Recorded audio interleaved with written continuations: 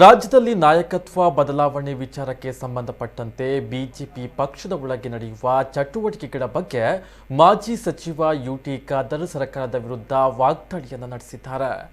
ಮಂಗಳೂರಿನಲ್ಲಿ ಸುದ್ದಿಗಾರರ ಜೊತೆ ಮಾತನಾಡಿದ ಅವರು, ಬಿಜೆಪಿಗರು ರಾಜಕೀಯಕ್ಕಾಗಿ ಕಿತ್ತಾಟಕ್ಕಾಗಿ ಮಾಡ್ತಾ ಇರುವಂತಹ ಕಚ್ಚಾಟ ಜನರಿಗೆ ಮಾಡುವ ದ್ರೋಹವಲ್ಲವೇ ಎಂದು ಪ್ರಶ್ನಿಸಿದರು. ಇದು ಕರುಣೆಯಿಲ್ಲದ ರಾಜ್ಯ ಸರ್ಕಾರ. ಕೋವಿಡ್ ಸಂದರ್ಭದಲ್ಲಿ ಬಡಜನರು ತಂದೆ ತಾಯಿ ಸಂಬಂಧಿಕರನ್ನ ಕಳೆದುಕೊಂಡು ನೋವಿನಲ್ಲಿದ್ದಾರೆ. ಆದರೆ ಬಿಜೆಪಿಗರು ಅಧಿಕಾರದ ಕಚ್ಚಾಟಕ್ಕಾಗಿ ಬಿಜೆಪಿಗರು ಕ್ಯೂ ಅನ್ನು ನಿಲ್ತಾ ಇದ್ದಾರೆ. ರಾಜ್ಯದ ಸ್ವಾಭಿಮಾನಕ್ಕೆ ಧಕ್ಕೆಯುಂಟಾಗಿದೆ. ರಾಜಕೀಯ ಜಂಜಾಟ ಬಿಟ್ಟು ಕೋವಿಡ್ ಬಗ್ಗೆ ಯೋಚಿಸಲಿ.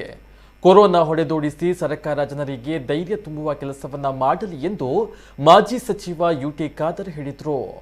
ಇನ್ನು ಉಳ್ಳಾಲದಲ್ಲಿ ಕಡಲಕೊರೆತ ವಿಚಾರಕ್ಕೆ ಸಂಬಂಧಪಟ್ಟಂತೆ ಪ್ರತಿಕ್ರಿಯೆ ನೀಡಿದ ಅವರು, ಈ ಸಲದ ಭಾರೀ ಮಳೆಗೆ ಅನೇಕ ಕಡೆ ಹಾನಿಯಾಗಿದೆ. ಮುಂಚೆನೆ ನಾನು ಅಪಾಯದ ಬಗ್ಗೆ ಮುನ್ಸೂಚನೆಯನ್ನ ನೀಡಿದ್ದೆ. ತಜ್ಞರ ತಂಡವನ್ನ ಕಳುಹಿಸಲು ನಾನು ಜಿಲ್ಲಾಧಿಕಾರಿಗಳ ಸಭೆಯಲ್ಲಿ ಹೇಳಿದ್ದೆ. ಇದೀಗ ಮತ್ತೆ ನಾನು ಉನ್ನತ ನಾಯಕರ ಸಭೆಯನ್ನ ಕರೆಯಲು ಆಗ್ರಹಿಸುತ್ತೇನೆ ಎಂದು ನುಡಿದರು. ಸರ್ಕಾರದ ಬಹುಶಃ ಬಿಜೆಪಿಯಲ್ಲಿರುವಂಥ ರಾಜ್ಯಕ್ಕೆ ವಿದ್ಯಮಾನಗಳು ಅವರು ಆಂತರಿಕ ವಿಚಾರ ಆಗಿದ್ದರೂ ಕೂಡ ಈ ಎಲ್ಲ ಇವತ್ತು ಅಧಿಕಾರಕ್ಕೆ ನಡುವಂಥ ಆ ಜಂಜಾಟ ಮತ್ತು ಕಚ್ಚಾಟ ರಾಜ್ಯದ ಜನತೆಗೆ ಮಾಡುವಂಥ ದ್ರೋಹ ಆಗಿದೆ ಅಂತ ಹೇಳಲಿಕ್ಕೆ ನಾನು ಇವತ್ತು ಬಯಸ್ತೇನೆ. ಇವರ ಈ ರೀತಿ ಯಾಕೆಂತ ಹೇಳಿದರೆ, ಈ ಕೋವಿಡ್ ಸಂದರ್ಭದಲ್ಲಿ ಜನ ಇವತ್ತು ತತ್ತರಿಸಿದ್ದಾರೆ. ಪ್ರತಿಯೊಂದು ಮನೆಯವರು ಕೂಡ ಇವತ್ತು ನೋವಿನ ಒಂದು ಕುಟುಂಬವಾಗಿ ಪರಿವರ್ತನೆ ಆಗಿದೆ. ಒಂದು ಅವರ ಮಗನನ್ನು ಕಳ್ಕೊಂಡಿದ್ದಾರೆ, ಅಥವಾ ತಂದೆ ತಾಯಿಯನ್ನು ಕಳ್ಕೊಂಡಿದ್ದಾರೆ, ಅಥವಾ ಸಂಬಂಧಿಕರನ್ನು ಕಳ್ಕೊಂಡಿದ್ದಾರೆ, ಅಥವಾ ಆರ್ಥಿಕದಲ್ಲಿ ಅವರು ಇವತ್ತು ಕಷ್ಟಕರ ಪರಿಸ್ಥಿತಿ ಆಗಿದೆ. ಈ ಎಲ್ಲ ಕುಟುಂಬದ ನೋವಿನಲ್ಲಿ ಮತ್ತು ಇನ್ನಿತರು ಭಯದ ಒಂದು ಕೋವಿಡ್ ಸಂಬಂಧಪಟ್ಟಾಗೆ ಭಾಳ ಜಾಗೃತೆಯಿಂದ ಮತ್ತು ಭಯದಿಂದ ಜೀವನ ಮಾಡುವಾಗ ಇವರು ಈ ರೀತಿಯ ರಾಜ್ಯಕ್ಕೆ ಅಧಿಕಾರಗೋಸ್ಕರ ರಾಜ್ಯಕ್ಕೆ ಕಚ್ಚಾಟ ಮಾಡ್ತಿರೋದು ರಾಜ್ಯದ ಜನತೆಗೆ ಮಾಡುವಂಥ ದ್ರೋಹ. ಅವರ ಮಧ್ಯೆ ರಾಜ್ಯಕ್ಕೆ ಏನೇ ಇರಲಿ, ಅದಕ್ಕೆ ಈ ಟೈಮ್ ಬೇಕಾ? ಸ್ವಲ್ಪ ಮುಂದೂಡಿಕೊಂಡು ಎಲ್ಲ ಸಮಸ್ಯೆ ಬಗೆಹರಿದ ನಂತರ ಇವರು ರಾಜ್ಯಕ್ಕೆ ಒಂದು ನೋಡಿಕೊಳ್ಬೋದಲ್ಲ. ಹಾಗಾದರೆ ಇದರ ಅರ್ಥ ಏನಂತ ಇದನ್ನು ಉದಾಹರಣೆ ನಾನು ಆರೋಪ, ಇಟ್ಸ್ ಆನ್ ಎಕ್ಸಾಂಪಲ್. ರಾಜ್ಯ BJP ಸರ್ಕಾರಕ್ಕೆ ಜನಸಾಮಾನ್ಯರ ನೋವುಗಳೇನಿದೆ, ಜನಸಾಮಾನ್ಯರ ಅಗತ್ಯತೆ ಏನಿದೆ, ಜನಸಾಮಾನ್ಯ ಯಾವುದು ಕಷ್ಟದ ಪರಿಸ್ಥಿತಿ ಇದ್ದಾರೆ ಅದರ ವಿಚಾರದಲ್ಲಿ ಅವರಿಲ್ಲ. ಇದು ಕರುಣೆ ಇಲ್ಲದಂಥ ಸರ್ಕಾರ.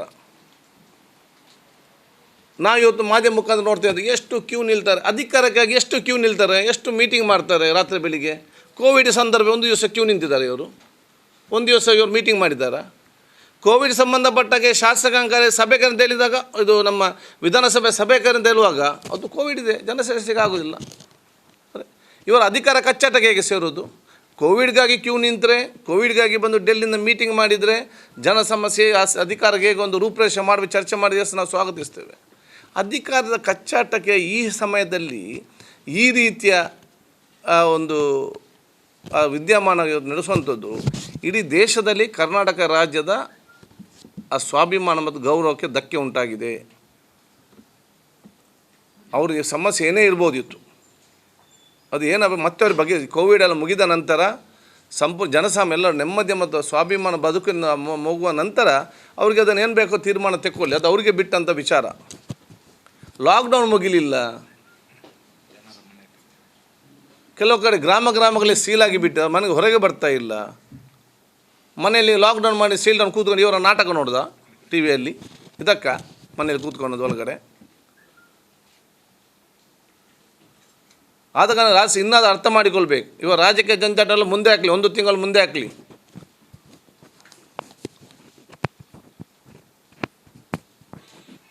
ಈಗ ಬರೀ ಕೋವಿಡ್ ಬಗ್ಗೆ ಆಲೋಚನೆ ಮಾಡಬೇಕು ಸರ್ಕಾರ. ಜನಸಾಮಾನ್ಯರು ಯಾರು ಆರ್ಥಿಕ ಪರಿಸ್ಥಿತಿ ತತ್ತರಿಸಿದ್ದಾರೆ ಅವ್ರಿಗೆ ಮತ್ತೆ ಧೈರ್ಯ ಕೊಟ್ಟು ತಮ್ಮ ವ್ಯಾಪಾರ ತಡೆಸಿಕೊಳ್ಳಲಿಕ್ಕೆ ಹೇಗೆ ಇವತ್ತು ದಿಕ್ಸೂಚಿಯ ಕಾರ್ಯಕ್ರಮ ಆಗಬೇಕು ಅದರ ಬಗ್ಗೆ ಸರ್ಕಾರ ಇವತ್ತು ಆಲೋಚನೆ ಮಾಡಬೇಕಂತ ಹೇಳಲಿಕ್ಕೆ ಬಯಸ್ತೇನೆ. ಕಳೆದ ವರ್ಷ ನಮ್ಮ ಸೋಮೇಶ್ವರ ಉಚ್ಚಿಲದಲ್ಲಿ ಮುಂಚೆ ಮೊಗೇರ್ಪಟ್ಟಣ, ಕೋಟೆಪುರ, ಹಿರಿಯನಗರ ಆಗ್ತಿತ್ತು. ಈಗ ADB ಕೆಲಸ ಆದ ನಂತರ ಅಲ್ಲಿ ಇವತ್ತು ಎಷ್ಟೇ ಅಲ್ಲಿದ್ದು ಸ್ವಲ್ಪ ಕಡಿಮೆ ಆಗಿದೆ. ತದನಂತರ ಸೋಮೇಶ್ವರ ಕಡೆ ಸ್ಟಾರ್ಟ್ ಆಯಿತು, ಅಲ್ಲಿ ಕೂಡ ಕೆಲಸ ಮಾಡಿ ಮುಗಿದಿದೆ. ಕಳೆದ ಸಲ ರೋಡ್ ಕಟ್ಟಾಯಿತು, ಆವಾಗ ಉಸ್ತುವಾರಿ ಸಚಿವರು ಅವರೇ ಪೋರ್ಟ್ ಮಂತ್ರಿ ಆಗಿದ್ದರು. ನಾವು ಬಂದಿದ್ದು ಇಮಿಡಿಯೇಟಾಗಿ ಕೆಲಸ ಮಾಡ್ತೀನಿ ಅಂತ ಹೇಳಿ ಹೋದು, ಮತ್ತೆ ಸುದ್ದಿ ಇಲ್ಲ. 4-5 ಮನೆಗಳು ಬಿತ್ತು. ಮೊನ್ನೆ 1 ತಿಂಗಳ ಹಿಂದೆ ಚಂಡಮಾರುತ ಬಂದು ಭಾಳಷ್ಟು ಮನೆಗಳಿಗೆ ಹಾನಿಯಾಗಿತ್ತು. ಇದನ್ನು ವೀಕ್ಷಿಸಲಿಕ್ಕೆ ಜಿಲ್ಲಾ ಉಸ್ತುವಾರಿ ಸಚಿವರು, ಸಂಸದರು, ಪೋರ್ಟ್ ಮಂತ್ರಿಗಳು, ಎರಡೆರಡು ಮಂತ್ರಿಗಳು ಆ ಸರ್ಕಾರವೇ ಅಲ್ಲಿ ಹೋಯಿತು, ಅಧಿಕಾರಿ ಎಲ್ಲ ಹೋಗಿ 4-5 ಸ್ಪಾಟ್ಗಳಿದೆ. ಒಂದು ರೋಹಿತ್ ಮಾಸ್ಟರ್ ಮನೆ ಪಕ್ಕ, ಬೆಟ್ಟಂಪಾಡಿಯಲ್ಲಿ, ನಾಗೇಶ್ ಔಚಲವ್ರ ಮನೆ ಪಕ್ಕ ಮತ್ತು ಕೋಟೆ ಬಾಗಿಲು ಪ್ರದೇಶದಲ್ಲಿ. ಅಲ್ಲಿ ಏನಾದರೂ ಇವರು ತಾತ್ಕಾಲಿಕವಾದ ಕ್ರಮ ಮಾಡದಿದ್ದರೆ ಇದು ಸಂಪೂರ್ಣವಾಗಿ ಇವತ್ತು ಡ್ಯಾಮೇಜ್ ಆಗ್ತದೆ ಅಂತ ಹೇಳಿ ಅವತ್ತು ಹೇಳಿದ್ದೆವು. ಅವತ್ತು DC ಆಫೀಸಲ್ಲಿ ಮೀಟಿಂಗ್ ಆಯಿತು. ಆವಾಗ ನಾನು ಹೇಳಿದೆ, ಉನ್ನತ ಮಟ್ಟ ಅಧಿಕಾರಿಗಳು ಬರಲಿ, ಸೌಮ್ಯ ಶುಚಿಪ್ರದ ADB ಬಗ್ಗೆ ಮರು ತನಿಖೆ ನಡೆಸಲಿ, ಈಗಲೇ ಸಂರಕ್ಷಣಾ ಕಾಮಗಾರಿ ಮಾಡಿ ಅಂತೇಳಿ. ಒಂದೇ ಒಂದು ಅಲ್ಲಿ ಇವತ್ತು ಕಲ್ಲು ಬೇಸ್ಟ್ ಕೆಲಸ ಮಾಡಲಿಲ್ಲ. ಜನರು ಇವತ್ತಲ್ಲಿ ಭಯದ ವಾತಾವರಣದಲ್ಲಿ ಇವತ್ತಲ್ಲಿ ಇದ್ದಾರೆ. ಕನಿಷ್ಠ ಒಂದು ಉನ್ನತ ಮಟ್ಟ ಅಧಿಕಾರಿಗಳ ಮೀಟಿಂಗನ್ನು ಕೂಡ ಕರೀಲಿಲ್ಲ. ಕಡೆಗೆ ಆ ಮೀನುಗಾರರು ಯಾರು ಇದ್ದಾರೆ ಅವರಿಗೆ ನೋಟಿಸ್ ಕೊಟ್ಟು ನೀವು ಮನೆ ಬಿಟ್ಟು ಹೋಗಿ. ಎಲ್ಲಿಗೆ ಹೋಗೋದು ಅವ್ರು ಮನೆ ಬಿಟ್ಟು?